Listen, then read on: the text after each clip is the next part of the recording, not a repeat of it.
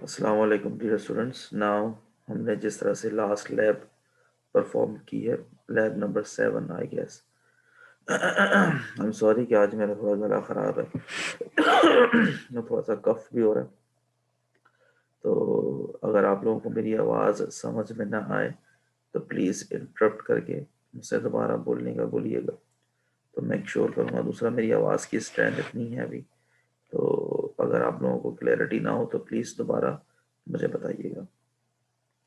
हमने last class में, sorry, last lab जो हमने परफॉर्म की है कम्युनिकेशन सिस्टम्स की, उसमें डबल साइड बैंड्स, एक जो जनरेशन थी एम्पलीट्यूड मॉड्यूलेशन की, उस डबल साइड बैंड जनरेशन के बाद उसमें हमने सिंगल साइड बैंड्स जो हैं वो जनरेट किए थे।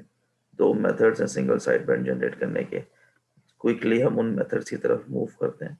एक है आपका फेजिंग मेथड और एक है आपका फिल्टरिंग मेथड। फिल्टरिंग मेथड तो बड़ा सिंपल सा है कि उस पर फिल्टरिंग मेथड तो बड़ा सिंपल सा है जिसके अंदर हम, अच्छा जी, फिल्टरिंग मेथड तो बहुत सिंपल सा है। इसमें आप एक हाफ वेव रेक्टिफायर इस्तेमाल करते हैं और अपर साइड बैंड को या जो भी आपका साइड बैंड है उसको पास कर देते हैं। अच्छा, उसमें एक तो सबसे इम्पोर्टेंट चीज़ ये है कि आपके पास जो है वो दोनों साइड बैंड्स जो है पर्टिकुलर फ्रिक्वेंसी बैंड के ऊपर होते हैं। मैंने आपको फिल्टरिंग मेथड के अंदर ये बात खास तौर से बताई थी लैब के अंदर कि आपका जो बैंड पास फिल्टर इस फिल्टरिंग मेथड में हम यूज़ करते हैं, वो बैंड पास फिल्टर की जो सेंटर फ्रीक्वेंसी है वो ऑल्टर नहीं कर सकते, उनको वो ऑल्टरेबल नहीं होती, यानी वो चेंजेबल नहीं होती। इट मीन्स हमारा कैरियर हमें इस तरह से सेट करना पड़ता है ताकि हमारे जो एक पर्टिकुलर सेंटर फ्रीक्वेंसी है, जो किसी बैंड पास फिल्टर के अंदर जो ट्यून सेंटर फ्रीक्वेंसी है, वो सेंटर फ्रीक्वेंसी कैरियर ऐसे सेट करते हैं ताकि हमारा अपर साइड बैंड या लोअर साइड बैंड जिसको हमने पास करना है वो उस पर्टिकुलर बैंड विड्थ के अंदर लाई कर रहा हो। पहली चीज़ तो ये। दूसरा, मैंने आपको ये बात बताई थी कि Q factor plays a vital role. अगर आप उस लैब में बात करें, मैं यहाँ पर फिर से आपको ये बात गाइड कर देता हूँ। Why Q factor plays a vital role? Because if the Q factor is has a large Q factor is large enough, then only a single frequency will pass, यानी फ्रीक्वेंसी सिलेक्टिविटी उसकी quite high होती है। अगर Q factor आपका low होगा, low Q factor में blue marker से बना रहा हूँ यहाँ पर, अगर क्यू फैक्टर आपका लो होगा तो उसकी जो फ्रीक्वेंसी फ्लैट चैनल आपके पास बनते हैं। इट मीन्स आप यहाँ पर देख सकते हैं कि here we have got straight lines. यहाँ पर हमारे पास कुछ स्ट्रेट लाइन आ रही है, यानी इसमें नंबर ऑफ फ्रीक्वेंसीज लाई कर रही हैं, एक सेंटर फ्रीक्वेंसी लाई नहीं कर रही। और हम यहाँ पर मल्टीपल फ्रीक्वेंसीज जो है ना, यानी यहाँ पर मल्टीपल फ्रीक्वेंसीज जो है वो आपकी यहाँ पर सेलेक्ट हो जाएंगी। वेयर इज कंसर्न जहाँ पर क्यू फैक्टर आपका हाई होता है, मैं रेड कलर से बना रहा हूँ, तो हम चाहते हैं कि ओनली सेंटर फ्रीक्वेंसी जो है ना वो सिलेक्ट हो। तो Q factor plays a vital role while, क्या कहते हैं, designing the band pass filter for the selection of a particular side band. क्योंकि आपको पता है साइड बैंड्स जो हैं वो क्लोजली स्पेस्ड होते हैं कैरियर फ्रीक्वेंसी से, और कितना दूर होते हैं कैरियर फ्रीक्वेंसी से, जितना आपका मॉड्यूलेटिंग सिग्नल की फ्रीक्वेंसी होती है। फॉर एग्जांपल, आपका कैरियर फ्रीक्वेंसी जो है वो 300 किलोहर्ट्ज है और आपके मॉड्यूलेटिंग सिग्नल 1 किलोहर्ट्ज है, तो पहला side band, upper side band, lower side band 1 kilohertz दूर होंगे कैरियर फ्रीक्वेंसी से। फिर क्या कहते हैं, फिर हम ये भी कर सकते हैं कि एक स्विच के तौर पे भी इस्तेमाल, एक और तरीका होता है कि हम दोनों साइड बैंड्स को फिल्टर कर दें। और फिर दूसरा तरीका ये भी होता है कि हम दोनों साइड बैंड्स को फिल्टर कर लेते हैं सेपरेटली और फिर एक स्विच लगा देते हैं ट्रांसमिशन से पहले, और फिर ये देखते हैं कि किस साइड बैंड में ज़्यादा बेहतर हमें रिसेप्शन मिल रहा है। तो जो बेहतर साइड बैंड होता है उसको हम फिर स्विच कर की तरफ ले जाके उसको हम ट्रांसमिट करते हैं यूजिंग द ट्रांसमीटर। इसलिए यहाँ पे लिखा हुआ है क्या, switch is use to select the desired side band. वैसे तो ये filtering method is most widely used, इसमें इजी टू, क्या कहते हैं, कंस्ट्रक्ट होता है, लेस कॉम्प्लेक्सिटी। वेरियस कंसेंट जो दूसरा हमारे पास मेथड है फेजिंग मेथड है। फेजिंग मेथड के अंदर हमारे पास एक सिंपल सी मैथमेटिकल है, मैं उसकी मैथमेटिक्स तरफ चलता हूँ। फॉर इंस्टेंस, जब हमने जो लैब परफॉर्म की थी, लैब नंबर 7 फेजिंग मेथड से परफॉर्म की थी, आपने वहां पर देखा था कि मैंने वहां पर 90 डिग्री का फेस शिफ्ट, और उस वक्त ईजान इस्लामुद्दीन ने राइटली, ईजान आप लाइन पे हैं बेटा? ईजान बेटा, आपने उस वक्त राइटली पॉइंट किया था कि वो जो उस वक्त क्या कहते हैं, हमें ऑसिलोस्कोप पे जो वेव नज़र आ रही थी वो सिंगल साइड बैंड की नहीं थी। और मैंने उस वक्त आपको ये बात डायरेक्टली क्लेरिफाई भी की थी कि हमारा जो फेज है वो एग्जैक्टली मैच नहीं हो रहा था। एक तो फेज एग्जैक्टली मैच होना चाहिए, और आपका दूसरी चीज़ एम्पलीट्यूड जो है दोनों वेव्स के वो एग्जैक्टली मैच होने चाहिए। एम्पलीट्यूड्स के अंदर भी मिसमैचिंग या फिर फेज के अंदर मिसमैचिंग, दोनों सूरतों में कैंसिलेशन प्रॉपर नहीं हो सकती या होती है। तो फिर उसके बाद जब हमने फेस को किया, तो आपने देखो माइनर से चेंजेस भी फेस के अंदर जो थे वो आपको सिंगल साइड बेंट की तरफ नहीं लेके जा रहे थे। जो आपका फिल्टरिंग मेथड है वहां पर ये चीज जो है वो ज्यादा इजी टू डिलीवर है as compare to phasing method. Phasing method में एक्यूरेटली या एक्यूरेसी जो आपकी फेस कैंसिलेशन की या फेस एडजस्टमेंट की जो एक्यूरेसी है वो आपको ज्यादा हाई चाहिए होती है। तो ईजान उसके बाद हमने जब लैब परफॉर्म दोबारा की थी तो मैंने आपको फिर स्नैपशॉट भी शेयर किया था कि हमने ऑलमोस्ट हमने सिंगल साइड बैंड जनरेशन जिसकी सेम फ्रीक्वेंसी थी जो आपके साथ मॉडल जो कैरियर फ्रीक्वेंसी है उसके साथ, तो हमने वो जनरेट करके वहाँ पर लैब के अंदर शो की थी। तो आपने वो उसका क्या कहते हैं वो देखा देखा था आपने उसका क्या कहते हैं स्नैपशॉट, और फिर आपने लैब की वीडियो भी आपने देखी होगी। तो उसकी जो है क्या कहते हैं कॉन्सेप्ट वो यही है। सिंपल सी हम बात करें, यहाँ पर आप समझे इसको, ये लिखा हुआ क्या है? फॉर एग्जाम्पल ये लिखा हुआ है VM. VM stand for modulating wave, या मॉड्यूलेटिंग वेव का वोल्टेज या उसकी स्ट्रेंथ या उसका amplitude. Sine 2 pi f m t, अच्छा 2 pi f m t stand for कि एक तो उसका रेडियंस है ओमेगा के अंदर, फंडामेंटल फ्रीक्वेंसी कहना चाहिए, या उसको आपको कहना चाहिए, अल्लाह को भला करे, बेस बैंड सिग्नल कहना है उसको। उसको आप साइन थीटा एम भी कह सकते हैं। तो एक तो हमने डायरेक्टली जो है मॉड्यूलेट बैलेंस, ये वाला जो हिस्सा है मैं आपको दिखा देता हूँ। ये जो हिस्सा है ये तो सिंपल आपका डबल साइड बैंड जनरेशन है। This part is simplest double side band generation. हमने एक और साइड बैंड जनरेशन की है विद 90 डिग्री फेज शिफ्ट, वो ये सेकंड पार्ट है। यहाँ पर आप देख सकते हैं कि यहाँ पर ये सॉरी, यहाँ पर ये दो ब्लॉक्स एडिशनल ऐड किए गए हैं जो 90 डिग्री का आपको फेज शिफ्ट प्रोवाइड कर रहे हैं। तो हो क्या रहा है कि इसको हम फीड कर रहे हैं modulating signal say, and what we are getting is cos signal. Again, from this 90 degree phase shifter, again we are getting cos signal over here. So in the end, the one input of the adder is this cos signal, the other signal of the adder is this। तो जब इन दोनों को add करते हैं balance modulator से, तो हमारे पास सिर्फ एक साइड बैंड ही बचता है जिसकी ट्वाइस द तो ट्वाइस फ्रीक्वेंसी होती है कैरियर से और उससे आपके कहते हैं फंडामेंटल से। तो अच्छा, ये हमारे पास हमने इसकी ट्रिग्नोमेट्रिक आइडेंटिटी यहाँ पर रिप्लेस की है। तो एक सिंपलेस्ट वे में हम ये कह सकते हैं कि हम यहाँ पर जो साइड बैंड्स हैं उनको कैंसिल कर रहे हैं बाय यूजिंग द क्या कहते हैं आपका अपोजिट फेस। तो एक तो साइन, तो ऑटोमेटिकली हमने फीड किया बैलेंस मॉड्यूलेटर नंबर 1 में। बैलेंस मॉड्यूलेटर नंबर 2 के अंदर हमने फेस शिफ्टेड जो है उसका जो है उसका फेस शिफ्टेड, एक तो मॉड्यूलेटिंग फ्रीक्वेंसी का मॉड्यूलेटिंग सिग्नल का 90 degree phase shift, 90 degree phase shift में कॉस देगा। तो जब हम इसको कॉन्सेप्चुअली दोनों सिग्नल्स को ऐड करते हैं, ऐड करेंगे, तो one side band will automatically be cancel out, the only one side band will remain. अच्छा, इसमें आप देखते हैं टू माइनस के वाला है तो इसका मतलब लोअर साइड बैंड आपका आपका आपको वहां पर अवेलेबल हो जाएगा। यहाँ पर कोई क्वेश्चन है बेटा? जो अच्छा, नीचे से सिग्नल देखो हमारे उसमें हम सब हमारे हम स्टूडेंट देखेंगे। हमारे स्टूडेंट का एक सवाल है। मैं आपका सवाल रिपीट करता हूँ ईजान इस्लामुद्दीन, और मुझे गाइड कीजिएगा मैं आपका सवाल सही समझा या नहीं समझा। हमारे स्टूडेंट्स ईजान इस्लामुद्दीन ये कह रहे हैं, अपना माइक प्लीज अगर म्यूट कर दें ईजान। ईजान इस्लामुद्दीन एक हम ये कह रहे हैं कि सिंगल साइड बैंड जो जनरेशन है वो बुनियादी तौर पे हम इसलिए कर रहे हैं ताकि एक तो हमारी कैरियर को हम सप्रेस करें। तो पहली बात तो ये कैरियर तो बैलेंस मॉड्यूलेटर की आउटपुट से ऑलरेडी सप्रेस्ड आता है, तो एक तो कैरियर सप्रेस करें। दूसरा जो है वो बैंडविड्थ की जो इफेक्टिव और एफिशिएंट यूटिलाइजेशन है वो है। ये डबल साइड बैंड से मुराद ये होती है कि अपर साइड बैंड भी है, लोअर साइड बैंड भी है। तो स्टूडेंट हमारा ये कह रहा था कि जब हमको उस कैरियर को सप्रेस करना ही है सर, और कैरियर को सप्रेस इसलिए कर रहे हैं ताकि आप पावर की एफिशिएंसी को इंक्रीज कर सकें, तो इस सर्किट के अंदर तो आप दो सिग्नल जनरेट कर रहे हैं, जिसमें बैलेंस मॉड्यूलेटर नंबर 1 से भी एक आउटपुट आ रही है हमारे पास, और बैलेंस मॉड्यूलेटर नंबर 2 से भी आउटपुट आ रही है। इनफैक्ट हम एक पर्टिकुलर आउटपुट को जनरेट करने के लिए मजीद 2 सिग्नल जनरेट कर रहे हैं।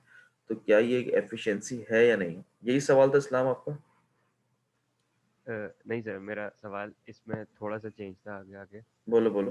कि बैलेंस मॉड्यूलेटर 1 से तो हमने एसएसबी एक जनरेट करवा लिया, वो हमारी ज़रूरत थी। डीएसबी। लेकिन डीएसबी।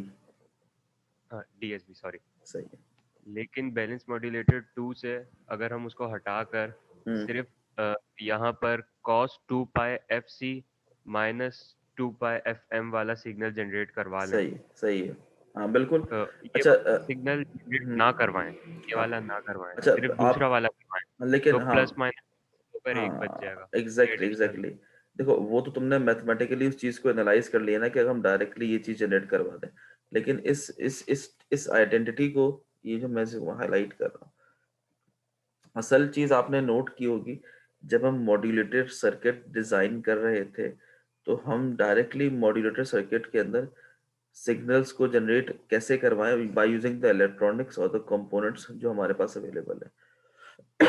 तो हमको क्या करना होता है, हमको उनमें से सिग्नल्स को पिक करना होता है। तो अगर फॉर एग्जांपल मुझे ऑटोमेटिकली ये आउटपुट पे चाहिए, तो मुझे इनपुट की तरफ, इनपुट हमारे पास दो हैं इस वक्त, एक तो हमारे पास मॉड्यूलेटिंग सिग्नल की इनपुट है और एक हमारे पास कैरियर सिग्नल की इनपुट है। इन दो इनपुट को यूज करते हुए हमने ये जो हाईलाइटेड आइडेंटिटी है इसको जनरेट करना है ना।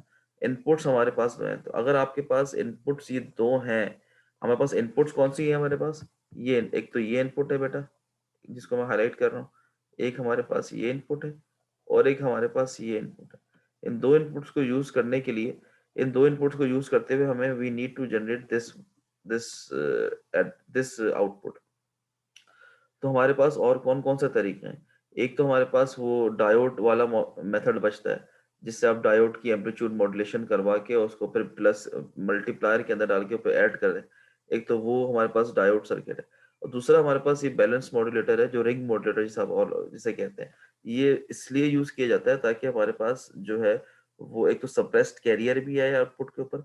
प्रॉब्लम सारे इंसान ये है कि यूजिंग दिस बैलेंस मॉड्यूलेटर, वजह उसकी ये है कि हमें इस आइडेंटिटी को जनरेट करना है by using not the identity itself but by using the electronics components being presented, और जिसको यूज करते हुए हमें ये आउटपुट जनरेट करनी है।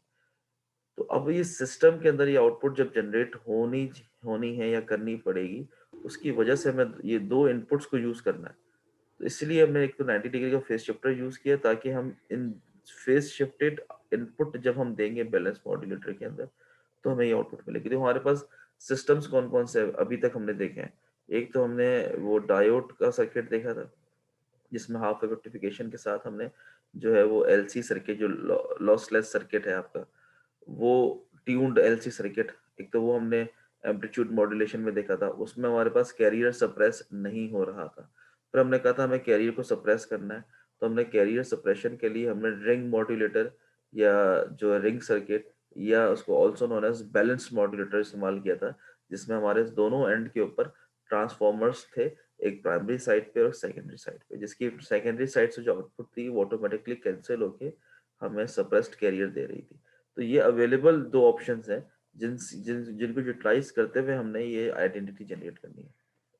आसान बात समझ में आई कि और कोई कॉम्प्लेक्सिटी है? हमें देखो ईजान, हम या तो डायरेक्टली हम अगर जनरेट करना चाहेंगे इन सिग्नल्स को, तो हमारे पास फिर तो क्या कहना चाहिए सिमुलेशंस के मेथड्स हैं, हम उसको सिम, लेकिन in real world scenario we need to generate these identities as a signals, input and output. तो इनपुट में तो साइन वेव नहीं है ना, रियल सिनेरियो के अंदर इनपुट में तो आपके पास वॉइस सिग्नल होता है या कोई डेटा सिग्नल होता है या कीइंग कीइंग कहते हैं ऑन ऑफ ना, या कीइंग या डिजिटल सिग्नल होता है आपके पास इनपुट के ऊपर। आपके पास इनपुट पे तो साइन वेव नहीं होती है। साइन वेव तो हम एज अ क्या कहते हैं आपका रेफरेंस पॉइंट के तौर पे मेजर कर रहे होते हैं या यूज कर रहे होते हैं।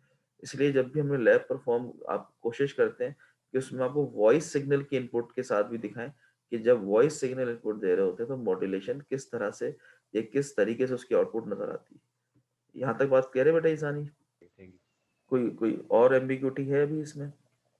नहीं सर। आगे चले बेटा। जी जरूर। अच्छा, तो एक तो ये सिंगल साइड बैंड जो आउटपुट है, इसमें एक तो ये है कि कैरियर की एफिशिएंसी, ये एक सॉरी कैरियर कह रहा हूँ, अब ये ट्रांसमिशन की एफिशिएंसी जो है, एक तो ये इम्प्रूव्ड है आपके पास by by effectively utilising the bandwidth. और फिर आपके पास इसमें कैरियर सप्रेस्ड है, तो जो कैरियर सप्रेशन की वजह से जो पावर की जो एफिशिएंसी है वो भी हमारे पास बेहतर होती है एज कम्पेयर टू कन्वेंशनल या सिंपल एम्पलीट्यूड मॉड्यूलेशन जनरेशन। सही। तो अब डीमॉड्यूलेशन की तरफ चलते हैं। ये दो हमने यहाँ पे हमने बात की, एक तो फिल्टरिंग मेथड बात की और एक फेजिंग मेथड बात की। अब हम चलते हैं डीमॉड्यूलेशन की तरफ। डीमॉड्यूलेशन एक प्रोसेस है कि जो रिसीवर एंड की तरफ हम परफॉर्म करते हैं। अभी हमारे पास देखें ट्रांसमिशन जो हमने अब तक अचीव की है, उसको मैं यहाँ लिख देता हूँ। ट्रांसमिशन जो हमने अचीव की है वो क्या है, पहले तो हमारे पास मॉड्यूलेटेड सिग्नल है, सही है, उसको हमने कैरियर के साथ मल्टीप्लाई किया और एक एक हमने क्या जनरेट किया, हमने एम्पलीट्यूड मॉड्यूलेशन की वेव जनरेट कर ली, सही है। उस एम्पलीट्यूड मॉड्यूलेशन की वेव, ये हमारे पास मॉड्यूलेटेड सिग्नल है, सही है। उस एम्पलीट्यूड मॉड्यूलेशन की वेव को मजीद बेहतर बनाया हमने सप्रेस्ड कैरियर के साथ, डबल साइड बैंड और सप्रेस्ड कैरियर। उस डबल साइड सप्रेस्ड कैरियर के अंदर भी हमने इसको मजीद एफिशिएंट बनाया by using the single side band है और सप्रेस्ड कैरियर। और फिर इसको हमने क्या कर दिया, ट्रांसमिट कर दिया, एंटीने से ट्रांसमिट कर दिया। यहाँ पर आ गया हमारे पास चैनल। अभी तक हमने ये काम किया है, ये वाला काम किया है, सही है। अभी तक हमने क्या किया, हमने ये वाला काम किया पूरा, हमने अभी तक ये काम किया। अब आ गया चैनल। अब हमने काम करना है रिसीविंग एंड के ऊपर। ये रिसीविंग एंड पे हमारे पास एक अदद एंटीना लगा हुआ है, सही है। उस एंटीने से आएगा हमारे पास, और अब यहाँ पर हमको रिसीवर के अंदर जो हमारे पास ये रिसीवर है, इस रिसीवर से जो हमें आउटपुट चाहिए वो अगेन हमें ये वाली आउटपुट चाहिए, सॉरी माय मिस्टेक। उस रिसीवर से जो हमें आउटपुट चाहिए वो हमें ये वाली चाहिए, यानी हमें अगेन हमें ये डीमॉड्यूलेट करने के बाद हमें अगेन हमें जो है वो बेस बैंड सिग्नल जो है हमें रिकवर चाहिए, सही है। हमें ये बेस बैंड सिग्नल हमें रिकवर चाहिए। कीपिंग इन माइंड अभी हमारे पास दो इश्यूज है। एक तो ये कि जो हमारा रेफरेंस सिग्नल है, रेफरेंस सिग्नल से मुराद जिस सिग्नल के ऊपर हमने अपने इंफॉर्मेशन सिग्नल को कहते हैं मॉड्यूलेट किया है, यहाँ पर रेफरेंस सिग्नल कौन सा है, वो है कैरियर सिग्नल। यहाँ लिख देता हूँ, रेफरेंस सिग्नल है हमारा कौन सा बेटा, कैरियर। ये एब्सेंट है। ये इस चैनल के अंदर, यानी इस चैनल के अंदर इस चैनल के अंदर हमारा कि जो कैरियर है, जो हमारा कैरियर है, ये कैरियर एब्सेंट है। तो यहाँ पर जब ट्रांसमिशन रिसीव हो रही है तो कैरियर के साथ रिसीव नहीं हो रही, बल्कि बगैर कैरियर के रिसीव हो रही है। एक तो ये हमने बात ध्यान में रखनी है, क्योंकि हमने पहले क्या किया, हमने मॉड्यूलेटेड सिग्नल मॉड्यूलेशन अचीव की पहले, फिर उसके बाद double side band suppressed career achieve किया, फिर उसका single side band suppressed career achieve किया, और उस single side band suppressed career को हमने ट्रांसमिट किया। तो रिसीविंग एंड पे दो तरीके हैं, या तो हम या तो हम ये कर लें कि सिंपलेस्ट वे में हम एक तो ये काम करें कि अगर हमारे पास फॉर इंस्टेंस, अगर हमारे पास एक तस्वुर है, एक थ्योरेटिकल मॉडल, अगर फॉर एग्जाम्पल हमारे पास हम डायरेक्टली डबल साइड बैंड सब हम डायरेक्टली, सॉरी मैं यहाँ से, हम डायरेक्टली इसको ट्रांसमिट कर रहे हैं अगर double side band suppressed career को, तो इसमें सिंपल तरीका ये है कि फॉर एग्जांपल ये हमारी वेव आ रही है, सही, हमारे पास ये वेव यहाँ पे जो है वो एंटीना के अंदर रिसीव हो रही है, और ये हमारे पास इसके अंदर कैरियर है, फॉर एग्जांपल ये हमारे पास इसके अंदर कैरियर है। सबसे आसान तरीका तो ये है कि सबसे पहले तो उसको फिल्टर करें। फिल्टर कैसे करें कि हम एक हाफ वेव रेक्टिफायर बनाएं, एक हाफ वेव रेक्टिफायर लगाएं जो सिंपल तरीके से, जो सिंपलेस्ट वे में डायोड का हो, और सिर्फ इस अपर पार्ट को या लोअर पार्ट को, depending upon the diodes, diode के कहना चाहिए बाइसिंग, अगर फॉरवर्ड बाइसिंग है तो सिंपल वे में जो ऊपर अपर मॉड्यूलेशन है वो यहाँ पे हमको, यानी यहाँ पर हमें फिल्टर के बाद हमें ये आउटपुट नजर आ जाए, और ये लैब में मैंने आपको आउटपुट दिखाई भी है, ये वाली अपर पार्ट नजर आ जाए, लोअर पार्ट इसका रह जाए, और उसके बाद हम एक लो पास फिल्टर लगाएं, उस लो पास फिल्टर से जो अपर एनवेलप की फ्रीक्वेंसी है उसको हम जो है डिटेक्ट कर लें। ये सिंपलेस्ट वे में है, लेकिन इसके लिए हमें डबल साइड बैंड जो है ना वो ट्रांसमिशन की रिक्वायरमेंट है।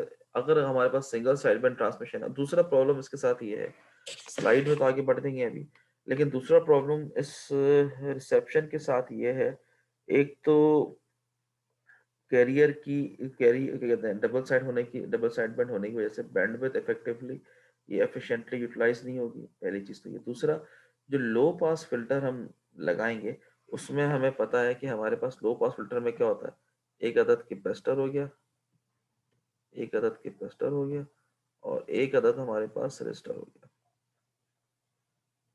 और रजिस्टर से आपने आउटपुट ले ली, और ये आपका डायोड हो गया। ये एक आपके पास सिंपलेस्ट, और ये आपका यहाँ से सिग्नल, ये इस पॉइंट पे आपका सिग्नल रिसीव हो रहा है, यानी ये आपका सिग्नल की रिसेप्शन हो गई, ये आपके सिग्नल की रिसेप्शन हो गई यहाँ पे, सही? ये आपके सिग्नल की रिसेप्शन हो गई, यानी इस पॉइंट पे आउटपुट कैसे आएगी, ये आपकी जीरो लाइन है, जीरो लाइन, और ये आपका अपर एनवेलप आ गया, इसके अंदर आपका हो गया कैरियर, ये आपके इसके अंदर आ गया कैरियर, ये आपका नीचे का हिस्सा गायब हो जाता है, फिर ऊपर का हिस्सा आता है एनवेलप का, ये अब डायोड है ना यहाँ पर, तो यहाँ पर आपके पास ये आ गया कैरियर, आप इसके अंदर में हाई फ्रिक्वेंसी कैरियर आ गया।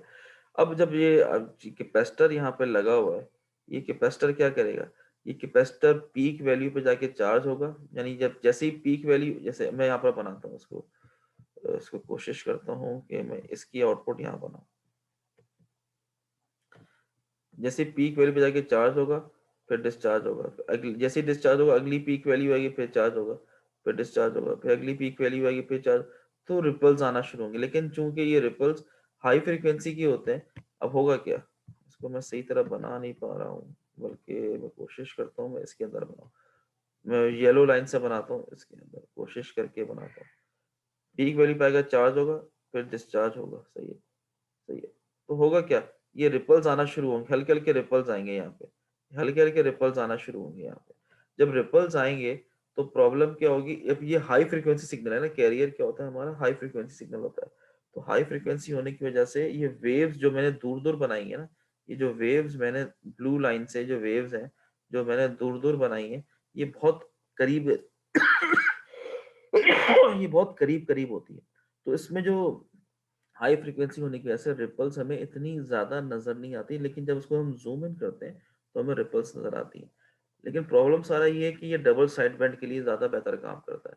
अब चूंकि हमारे पास सिंगल साइड बैंड ट्रांसमिशन है और सिंगल साइड बैंड है, तो उसके लिए हमें देखना पड़ेगा कि हम किस तरह से इसको यूज़ करें। एक तो हमारे पास ये आ गया diode amplitude modulator detector non coherent, और दूसरा आ गया हमारे पास सिंक्रोनस एम्पलीट्यूड डिटेक्टर। ये सिंपलेस्ट वे में क्या करेगा, डिटेल में हम देखेंगे इसको, इस ये जो है ये क्या करेगा, सिंक्रोनस एम्पलीट्यूड डिटेक्टर, ये ट्रांसमिशन जब हो जाएगी हमारी, यहाँ पर ये ट्रांसमिशन हुई और ये रिसीवर है, मैं भी सिंपलेस्ट वे में बना के दिखा रहा हूँ, रिसीवर है ये हमारा रिसीवर है, ये डायरेक्टली उस कैरियर फ्रीक्वेंसी को यूज करेगा, यानी उस कैरियर फ्रीक्वेंसी को यूज करेगा जो रिसीविंग, जो ट्रांसमिशन ट्रांसमिशन के वक्त आपने सप्रेस कर दी थी, यहाँ पे उस कैरियर फ्रीक्वेंसी को इंडक्ट करके, यानी उसके साथ मिक्स करके, रिसीव्ड सिग्नल को उसके साथ मिक्स करके आउटपुट आपको फिर ये मॉड्यूलेटेड वेव देगा, आपको ये मॉड्यूलेटेड वेव देगा। अब ये जो आपका सिंक्रोनस एएम डिटेक्टर है, ये as compare to diode amplitude detector थोड़ा कॉम्प्लेक्स सर्किट होता है। अब यहाँ पर आपके पास ट्रेड ऑफ्स होते हैं कि परफॉर्मेंस की तरफ जाना है या कॉम्प्लेक्स, यानी कॉम्प्लेक्सिटी या फिर कॉस्ट। क्योंकि जब कॉम्प्लेक्सिटी चीज़ों की में आती है तो उसमें कॉस्ट इफेक्टिव वो चीज़ नहीं रहती, उसमें कॉस्ट ज़्यादा लगती है और डिले थोड़ा सा आता है प्रोसेसिंग की वजह से। वेरस कंसर्न जो सिंपलेस्ट चीज़ें होती हैं उसकी परफॉर्मेंस तो लो होती है, लेकिन वो एज कम्पेयर टू कॉम्प्लेक्स चीज़ें कॉस्ट इफेक्टिव ज़्यादा होती हैं। तो हमारे पास ये दो मेथड्स हैं, एक है diode amplitude modulated detector non coherent, और synchronous amplitude modulated detector coherent. तो उसके लिए हम आगे चलते हैं थोड़ा सा। अच्छा अच्छा, diode amplitude modulated detector non coherent के एक सिंपलेस्ट मेथड है, इसकी हमने बात की। एक सिंपलेस्ट सेमीकंडक्टर डायोड चाहिए, also known as asynchronous receiver is not synchronised with the transmitter. इसका मतलब क्या हुआ, receiver is not synchronised with the transmitter? इसका मतलब ये हुआ कि जो कैरियर सिग्नल है ना, कैरियर एफ सी, इसमें कैरियर सिग्नल, ये इसकी हम बात नहीं करते। हम इसमें कैरियर सिग्नल एडिशनली फीड नहीं करते, क्योंकि कैरियर तो सप्रेस्ड है ऑलरेडी, तो कैरियर एडिशनली फीड नहीं करते। वेरस कंसर्न इस सिंक्रोनस के अंदर, वेरस कंसर्न सिंक्रोनस के अंदर, सॉरी, एक कोहेरेंट के अंदर, सिंक्रोनस के अंदर receiver knows the carrier signal और रिक्रिएट्स इट, यानी रिसीवर को कैरियर सिग्नल आप फीड करते हैं और वो उसको क्रिएट करके उसको फीड करते हैं, ताकि उसको उस रिसीव्ड सिग्नल से के साथ मिक्स करके आपको आउटपुट वहाँ पर जो है वो मॉड्यूलेटेड सिग्नल की वहाँ पर दी जाए। कॉस्टली इसलिए कि ज़्यादा कंपोनेंट यूज होते हैं, ज़्यादा इसमें सर्किट इन्वॉल्व है as compare to diode amplitude modulator. Both types जो है वो यूज होती हैं, बट इट और किस तरह की एप्लीकेशन है आपकी, खैर इसमें आगे चलते हैं अभी।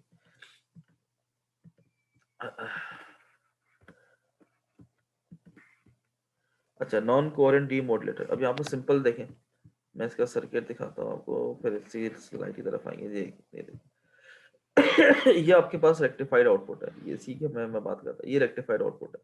अब ये जो मैंने अंदर कैरियर सिग्नल बनाया है, ये कैरियर सिग्नल जो है वो हाई फ्रीक्वेंसी का है, जबकि जो अंदर जो एनवेलप जिसके ऊपर बन रहा है ये हाई फ्रीक्वेंसी का है।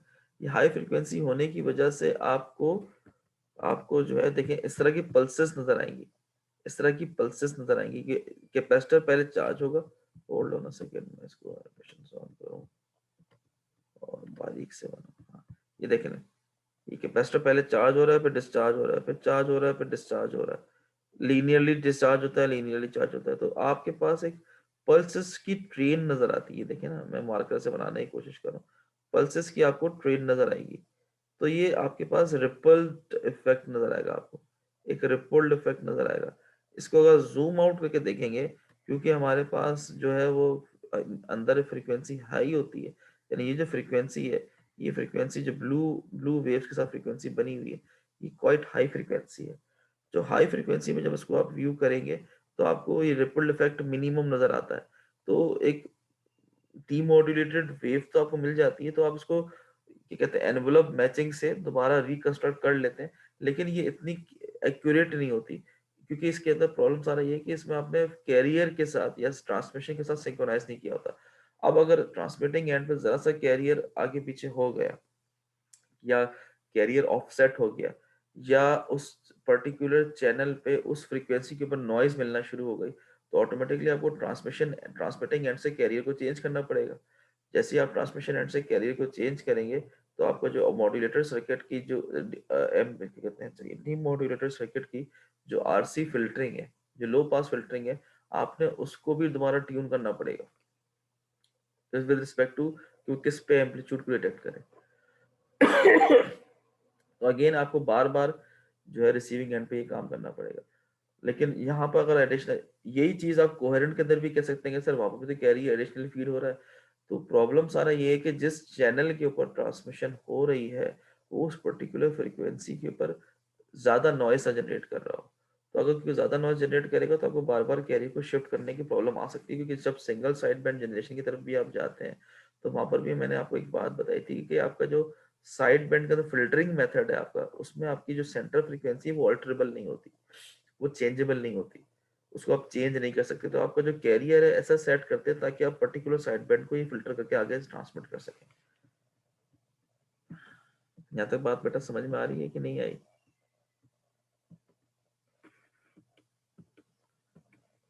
क्लास यहाँ तक बात क्लियर है?